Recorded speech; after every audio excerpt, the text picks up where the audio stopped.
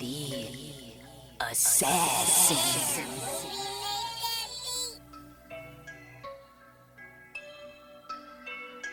You know I break necks, call me Jack Tate. I have no regrets while your life is fading. I'm a crazy fuck equivalent to Satan. When I'm behind the mic, I feel like the greatest. You know I break necks, call me Jack Tate. I have no regrets while your life is fading. I'm a crazy fuck equivalent to Satan. When I'm behind the mic, I feel like the greatest. What up, y'all? You're listening to Sports Talk with Tropp, and I'm your host, Katie Tropp. Well, before we get into things, I am closing in on releasing my my next solo album, Suck My Dick, which drops on April 6th. Today, I just actually dropped the promo video for my upcoming music video to the single The Butcher Knife 2-Step. You can check that out on my YouTube channel, youtube.com/Katie Tropp, or on my official website, katietropp.net. Check that out. I would appreciate it.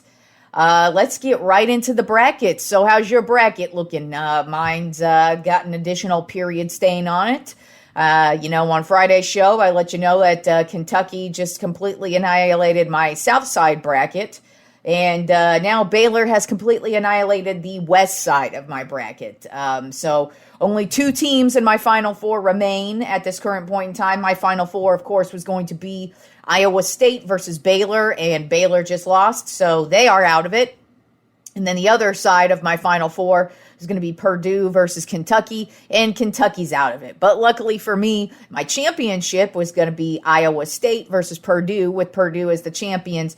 And so far, that's intact. But half of my Final Four is out of the tournament. So let's get right into what happened this weekend. All of the number one seeds moved on. UConn just trucked right on through the east side of the bracket.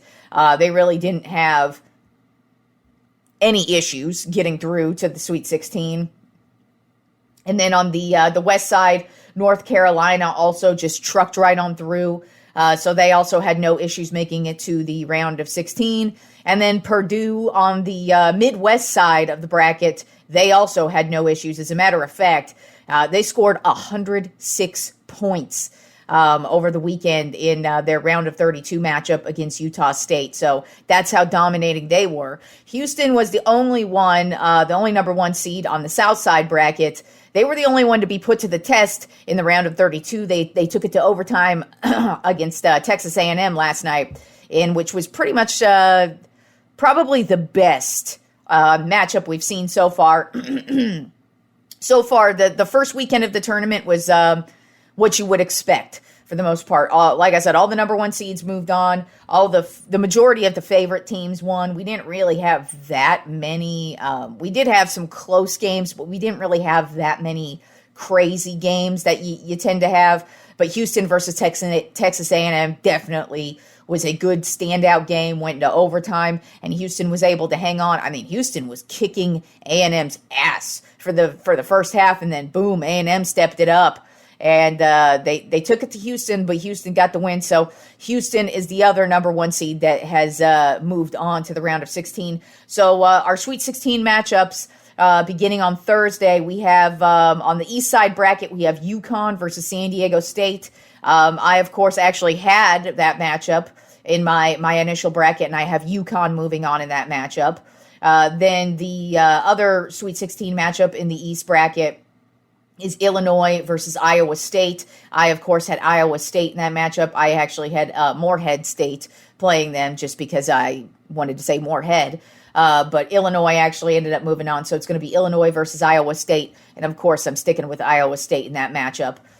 Then the Sweet 16 matchups in the West bracket, North Carolina versus Alabama. I actually had North Carolina in this matchup playing St. Mary's, and I had them losing to St. Mary's. Alabama actually has played really well in this tournament. They kicked ass in the round of 64, but played a pretty close matchup actually last night against Grand Canyon University. They did start to pull away in the second half, but it was really one of the craziest matchups where it was just back and forth, back and forth. So Alabama has actually played pretty solid. But to me, North Carolina, they're just looking really solid, and I'm gonna take North Carolina in that matchup. And then we have Clemson versus Arizona on the west side of the bracket in the round of 16. I did not have either of these teams going into it. So I am going to go ahead and take Arizona. I just think they're the better of the two teams. But Clemson has played very, very well so far in this tournament. I mean, they played Baylor handedly. Baylor did not have a shot yesterday. It was all Clemson the entire game. Baylor tried to make a run towards the end. It just never came to fruition, and Clemson moved on. But I'm going to go ahead and take Arizona in that matchup. Then on the south side, Sweet 16 side, we've got Houston versus Duke. I actually had it as Houston versus Wisconsin in this matchup, but Duke is going to go ahead and go up against Houston, and that's actually probably going to be a really, really good matchup. Duke's been playing really well this entire season, and they trucked right on through their matchups in the first two rounds here. So it's going to be interesting to see who wins this one. I'm going to take Houston just because I think Houston's just the overall better team, but I would not be shocked to see Duke win it. But I think that's going to be probably the best matchup in the Sweet 16. Then also in the South Side, we have NC State versus Marquette. I actually had Marquette versus Kentucky in this matchup. I'm going to go ahead and pick Marquette to move on versus NC State. NC State has played some pretty close matchups here. But I'm going to go ahead and take Marquette. And then in the Midwest, the Sweet 16, we've got Purdue versus Gonzaga that I actually had. That's what I had in my initial bracket, and I had Purdue moving on, so I'm going to go ahead and stick with that. Even though Gonzaga, man, they kicked Kansas's ass. I mean, it was not even close. It was, whoa. And this Gonzaga team is not the typical Gonzaga team we're used to. I mean, they're a number 5 seed, which is pretty low for them. But, man, they just stomped Kansas into oblivion. So, Purdue versus Gonzaga. Hopefully, Purdue does not overlook Gonzaga because Gonzaga is an excellent tournament team. And then also in the Midwest, we have Creighton versus Tennessee, which is also an original matchup on my initial bracket. And I had Creighton moving on in that one, and so I'm going to go ahead and stick with Creighton. They're just a very surprising team. They've actually played really well all season long, beginning in the regular season. Now in the tournament, they've also just trucked on through teams. And while Tennessee is a very, very good team, they've had their slip up. So I'm kind of looking at Creighton, and I feel like Creighton's going to get the better of Tennessee in that matchup. So we'll see what happens beginning on Thursday with the Sweet 16. And, we'll see how all of our brackets are going into that matchup. All right, so let's move on to some more basketball, but this time NBA basketball. In my Tropp 10 NBA power rankings, we are getting closer and closer to the playoffs. So not a lot of differences in the power rankings this week, just because I feel like the top 2 teams, the East and West, are pretty much Boston and Denver and everybody else.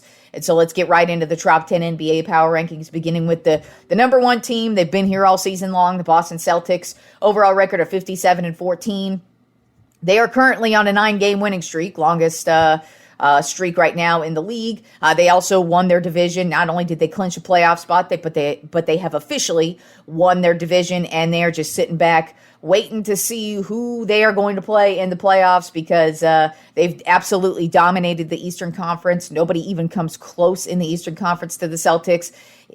You don't know come playoff time, though. You just don't know what's going to happen. But this team, they're playing great right now, and they have separated themselves far and away from everybody else in the East. Then at number 2 on my Tropp 10 NBA power rankings, the Denver Nuggets, overall record of 50-21. They are currently on a 3-game winning streak, and they are 8-2 in their last 10 games, and they are really starting to pull away from everybody else in the Western Conference, not just in their division, but every team in the Western Conference. Denver is just getting better and better with each and every game. Jokic is getting better, which is crazy to say. Then you just have all of the role players are stepping it up. You've got Michael Porter Jr., who's been scoring a lot of points lately. You've got Gordon, who's been stepping it up. I mean, this team is just back at it, and I just keep saying it. I would not be surprised to see the Denver Nuggets not only back in the championship, but winning it for a second year in a row, just because they are getting stronger at the right time and really, really separating themselves from the rest of the Western Conference. Then at number 3 on my top 10 NBA power rankings, I have the Oklahoma City Thunder. Overall record of 49-21. They are 7-3 in their last 10 games. This past week, they did get smashed by the Milwaukee Bucks, so that was not a good showing by them. But just overall, Oklahoma City's been doing their thing. They have not fallen off. They've been playing well all season long. It's really just going to be what happens come postseason. Are they going to completely fold up because they are a young team? Or are they going to fuck up somebody's season and just knock some people out of the playoffs? We'll see what happens. But definitely in the regular season, they've maintained their dominance. They have not fallen off once, and they continue to look like a really solid team. Then at number 4 on my top 10 NBA power rankings, I have the Minnesota Timberwolves. Overall record of 49-22. They are 7-3 in their last 10 games, and they are playing well without Karl Anthony Towns. You thought it could possibly, that injury could, hinder them just a bit. Well, they really haven't fallen off at all. As a matter of fact, they seem to be getting stronger as well. I mean, overall as a team, they're getting better defensively, which is where you really need to play well. If you want to be a championship level team, come playoff time, you better have some fucking defense. And this Minnesota Timberwolves team, their defense is actually getting better and stronger as the season wears on, especially this past week. They really took it. I mean, they got beat by the Nuggets, but it was a close matchup still all the way through. They're just a very well-balanced team, and it's going to be interesting to see what this team does come playoff time. Then at number 5 on my top 10 NBA power rankings of the New Orleans Pelicans. Overall record of 44-27. They are 8-2 in their last 10 games, and Zion just went off last night. He had 36 points against the worst team in the league, obviously, the Detroit Pistons, but still. Brandon Ingram was injured earlier in the week. It doesn't look like it's going to be a serious injury, but still, Ingram's injured, and that's a big deal. But Zion is healthy, and Zion is just trucking through people. He's getting win after win. He did have a down game. He only scored 4 points earlier in the week, but I mean, whatever. You're going to have a down game every once in a while. He stepped it up big yesterday, though, and this New Orleans Pelicans team, they are looking solid. Other than this Brandon Ingram injury, they are looking solid, and McCollum has stepped up in Ingram's absence, and really just the rest of the Pelicans squad. They play overall, I just mentioned that the Timberwolves are a well-balanced team. Well, the Pelicans are also a very well-balanced team as well. Then at number 6 on my top 10 NBA power rankings are the Milwaukee Bucks. Overall record of 46-25. They're 6-4 in their last 10 games. Giannis is back from his injury, so that's definitely something they needed to make this playoff run, even though it looks like they're probably going to end up with the number 2 seed in the Eastern Conference. But they are still very Jekyll and Hyde. They are so up and down. They will blow you out one game and then just get smashed in the next game. I don't know what the hell I'm going to get from this team, especially come playoff time, because what if they're out? What if they're a one-and-done team? I would not be shocked to see the Milwaukee Bucks eliminated in the first round by a really mediocre team, but that's just because the Bucks are not a consistent team at all, and it just has shown all season. And that's when you get to March, April, and then once we hit the playoffs, you are what you are. And the Bucks exceptionally inconsistent, and that is not what you want when you're trying to make a playoff run. But I will say, Dame Lillard has been on fire. He took over. Once Giannis was injured, those games Giannis was out, Dame really stepped it up, and the guy went off. And you really got to that's why I feel like they traded for him, not only because he is an exceptional player, but when Giannis is out, you want another guy who's going to be able to step it up big. And so far, Dame has been that dude. Then at number 7 on my top 10 NBA power rankings is the Dallas Mavericks. Overall record of 41-29. They're 7-3 in their last 10 games, and Luka is just unstoppable at this point, averaging 34 points per game, 9 rebounds per game, 10 assists per game, 2 steals per game. He's just doing it all for this Dallas Mavericks team. Kyrie also playing very well as of late. And what I'm seeing from this Mavericks team, but it's just they don't have enough firepower, in my opinion, to go up against a team like the Nuggets, especially the Nuggets with all their championship pedigree at this point. But if the Mavericks in a 7-game series against a team like the Timberwolves or the Pelicans, I think they will struggle, just because in the paint, they will get owned. And in a 7-game series, you can't do that. Luka's great, and he's just getting hotter and hotter as the season goes on, and making such a strong case for MVP as well. It's really difficult to deny what he's doing, but he's doing it all. He is doing it all, and in the playoffs, that's not gonna be helpful. But right now, Mavericks are looking pretty solid and looking to make a nice little playoff run here. Then at number 8 on my Tropp 10 NBA Power Rankings are the Phoenix Suns. Overall record of 42-29. They're 7-3 in their last 10 games. They actually won 3 out of 4 of their games this past week, so they are on fire. They are getting hot at the right time of the season. Bradley Beal's playing well. He looks to be finally healthy right now.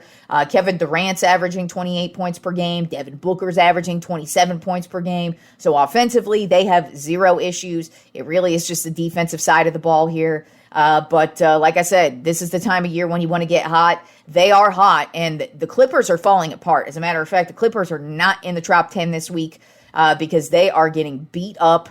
They are losing. They are not looking good, and they are losing grip on the division with the last 3 weeks of the season. Here we are. I would not be shocked to see either Phoenix or the Sacramento Kings take over the division and walk away with that over the Clippers, who are falling apart right now.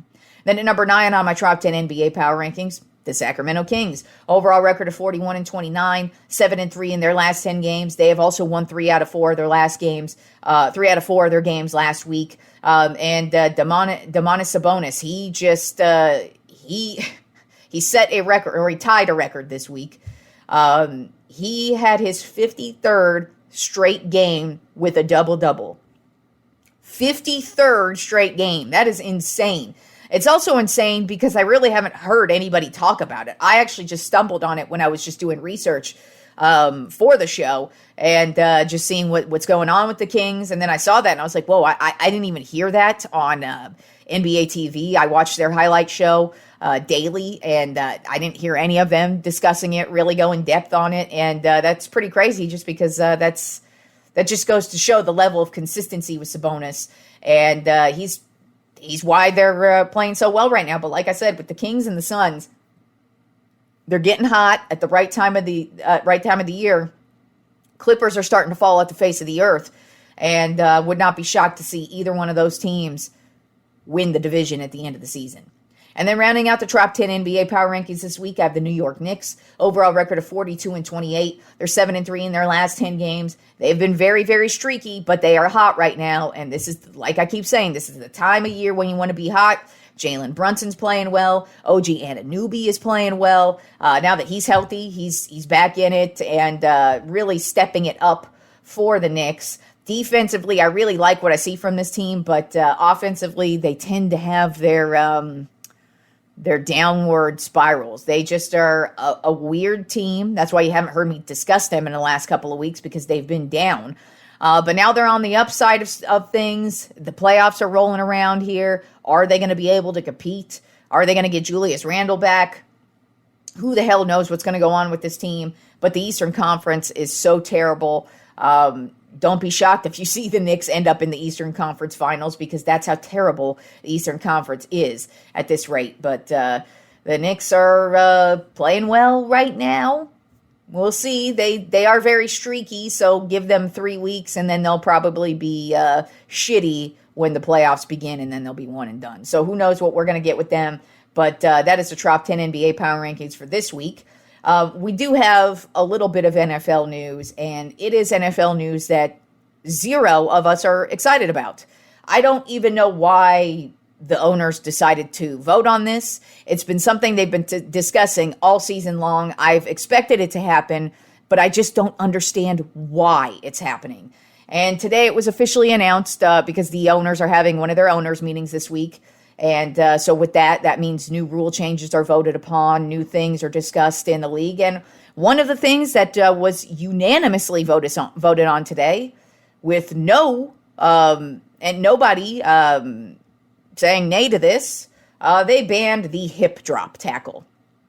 If you don't know what that is, it's really kind of difficult to explain if you're not watching it. But basically, it's a tackle. We are like a step away now from fucking playing flag football. That's how disappointing this news is to all the fans, to all the players. I mean, players have made it known. Current and ex-players have made it known all season long, and especially today, how stupid this is. Because what the fuck do you expect a defender to do now? At this point in time, basically every tackle is going to be up for debate on whether you're getting a 15-yard penalty. By the way, y'all, this ain't no little bitch-ass penalty 5 yards bullshit. This is going to be one of the big penalties, and it's ridiculous and stupid. The reason why it's become an issue is because a few guys have been getting injured on it, but that's because we play tackle football. Sometimes guys are going to get injured. And unfortunately, this is the new thing. And it's pathetic. It's despicable. It sucks. Hopefully it doesn't last. Hopefully it's one of those rules where it's experimental for the season, and then there's just so much outcry, or it's just so terrible for the game that they get rid of it next year. But who knows? That's no guarantee. But none of us are happy about it. Not the fans, not the players, nobody. I don't know who the fuck is happy about this. I don't know why the owners are deciding to do this. It's stupid. But like I said, if you just Google and look up hip drop tackle, you will see it's basically the defender is behind the offensive player, whoever has the ball, and basically he's tackling him starting kind of at the hip. And what'll happen is sometimes your body weight will land on the offensive player's leg, and legs have been broken or injuries have happened in that manner. But like I said, we're playing tackle football where grown-ass men are running into each other. You're going to get hurt at some point, and they're eliminating that from the game this upcoming season. So expect fucking flag football here right around the goddamn corner. I mean, it's annoying enough. I mean, I already cringed when they turned the Pro Bowl into flag football because I was like, oh, Jesus Christ. I don't want to be that person, sitting on the porch, don't change my football, but it's tackle fucking football, people. I've had problems with this for a long ass time, starting with this whole concussion shit. I just look at it and I go, this is tackle football. You're going to get hurt. And you signed up for this. In my opinion, if at this rate you don't know what you're signing up for, you're a fucking idiot.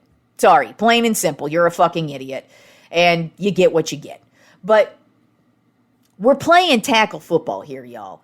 And when they turned the Pro Bowl into flag football, I looked at that and was like, oh, God, I feel like this is just a slippery slope. I feel like we're just going to insert that slowly into pro football. I mean, it started with kids, which I'm not against flag football, but flag football should be its own thing. It should be for stupid little kids and for all us retards who don't really play football. It should not be a professional fucking thing. Pro football is tackle fucking football. I don't want to see Micah Parsons trying to pull a flag from some motherfucker. I want to see Micah Parsons drive the goddamn quarterback into the fucking ground is what I want to fucking see. That's why I'm enjoying watching all these old Super Bowls, because I at least get to see real football. But now, this whole removing of the hip drop tackle thing, it really does kind of get us closer to fucking flag football and pro football. I don't think it's going to go that far. But like I said, I cringed when the Pro Bowl turned that way. But I was like, it's just a Pro Bowl, Katie. Don't worry about it. Now we've got the Olympics, which I think the Olympics are fucking stupid to begin with anyways. Don't even get me on an I hate Olympics rant. But the Olympics are now going to have flag football. Their next whatever, I don't know whatever round of bullshit they have going on there. Then, so that was another kind of cringe factor for me, but I was like, whatever, it's just a gay-ass Olympics, who the fuck cares? But now that we're banning the hip drop tackle, I kind of look at that and go, so what? Then what? we're gonna get some bubble wrap and wrap the football players up in bubble wrap, and then we're gonna play flag football. Is that fucking next? I mean, come on. And I know I'm not the only one with this opinion. That's why I'm like, I don't want to be the old person on my porch saying don't change my football. But guess what? I ain't the only one on my porch this morning. I'm actually pretty much all of us are on the porch this morning, except for the goddamn fucking NFL owners. And you'd think they wouldn't give two shits and a fuck about players' health, because we're fully aware they give two shits and a fuck about players' health. They can pretend they do, but they do not. So I don't know why they're banning this.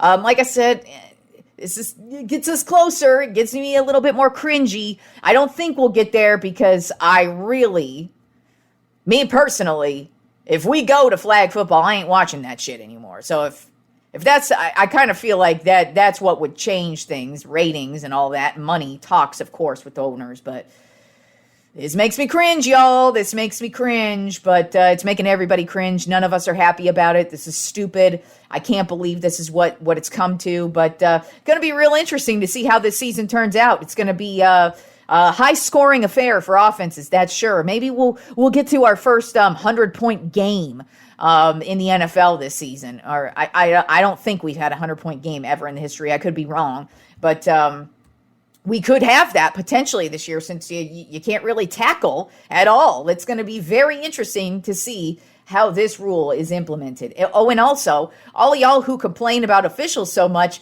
get ready to complain about the officials some more, because now you're definitely going to see some fucking loosey-goosey flags on shit, because now they're going to be like, what the fuck's a tackle? So, God, I don't like it.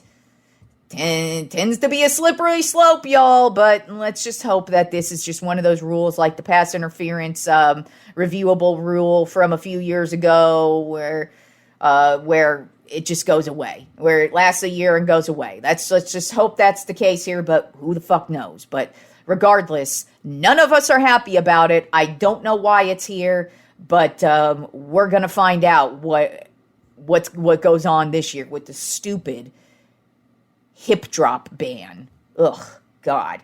All right, now let's move on to more exciting things, and that would be my predictions on the 2024 MLB season. Let's get to the American League and National League West predictions. So let's start off with the AL West, and this is definitely a stacked division. I think there's definitely three teams in here who could definitely make the playoffs, who could actually win this division. It was actually kind of difficult for me to decide who I think is going to win this division. But I went with all reliable, and that is the Houston Astros. I think they boosted their only weakness last year. The biggest weakness for the Astros was their relief pitching. And what did they do? They went and added the best closer in the game, Josh Hader. So I feel like they are definitely going to be a much improved team, which says a lot, because this team has been one of the best teams in the league for a while now. They still have Alvarez, they still have Altuve, they still have Kyle Tucker, they still have Valdez, they still have Javier. There's no weakness in this Houston Astros team. So I have them winning the West, even though I feel like they're going to have some competition throughout the season. Then at number 2, finishing in second place, I have in the AL West, the Texas Rangers, the defending champion Texas Rangers. I knew who thought we would be saying that. The defending champion Texas Rangers, y'all. So with that being said, that means everybody's going to be headhunting for the Rangers, because they are the defending champs. So you're going to get everybody's best game. Nobody's going to be overlooking you.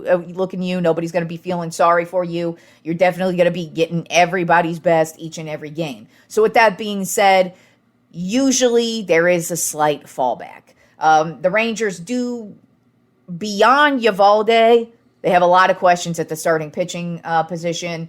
But offensively, they should have no issues. They still have Adolis Garcia. They still have Sager. They still have a very solid core here. It's really just their pitching are where I think their problems are going to lie. And so, just the pitching, and then also them being the defending champs, they got to have their heads on a swivel, that's for sure. So I've got the Rangers finishing in second place in the American League West.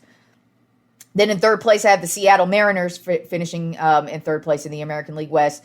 This is another team, though. I feel like they're going to be strong. I feel like they're going to make a run. I feel like this American League West is going to be shifting for first place regularly. I feel like it's going to be a battle probably to the last game of the season. And I feel like Seattle is going to be a team right in it. They've got Luis Castillo, who really has been lights out for them as a starting pitcher. Then you got Julio Rodriguez, who just continues to get better and better every year he's been in the league. So we'll see what he's got this year. My only problem with the Mariners is they have zero depth at the pitching position. I mean, Luis Castillo and then everybody else is pretty much their pitching.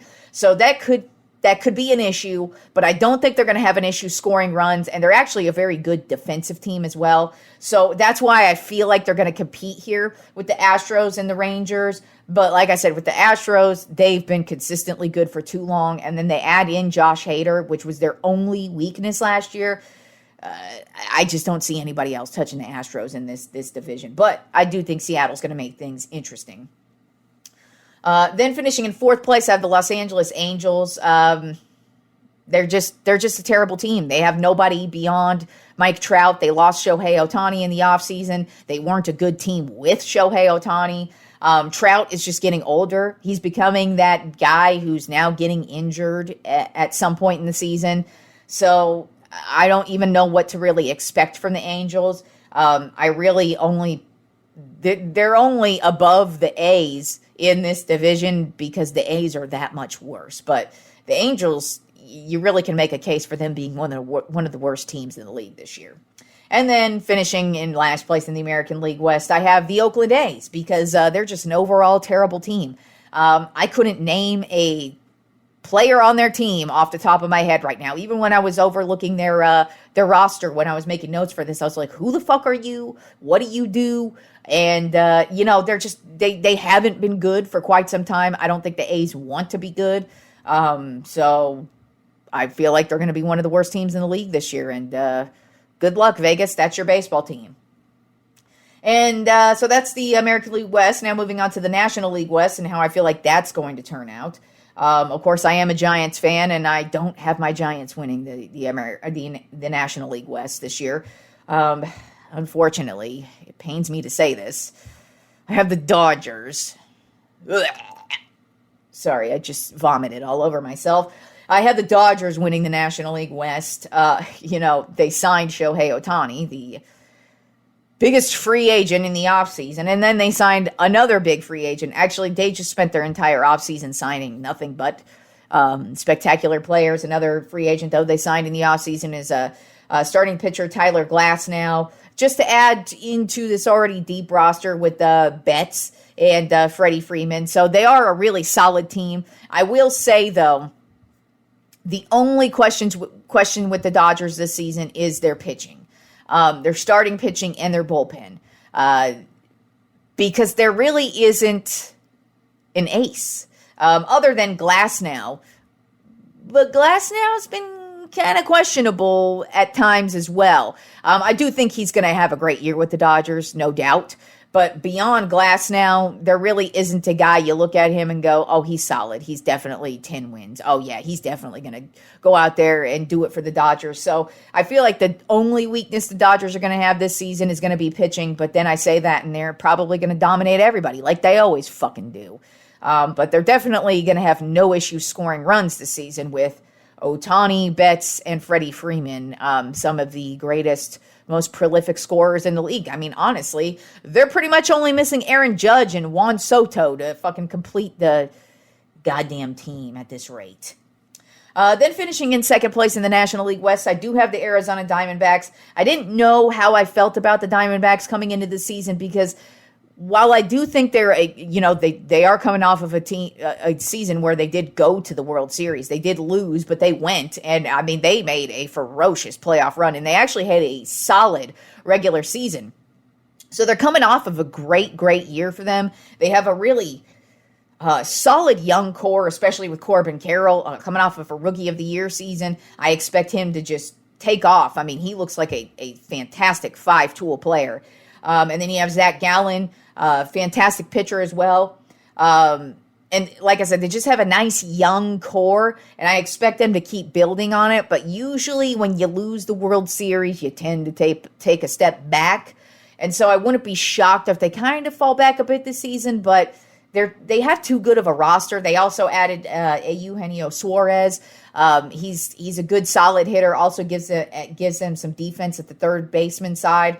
So I like the moves they made in the offseason. It's just they're the Diamondbacks, so you just never know what the hell to expect from this team.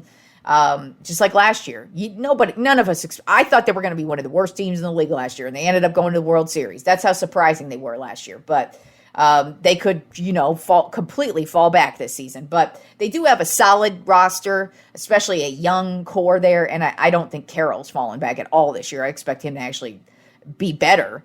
Which says a lot.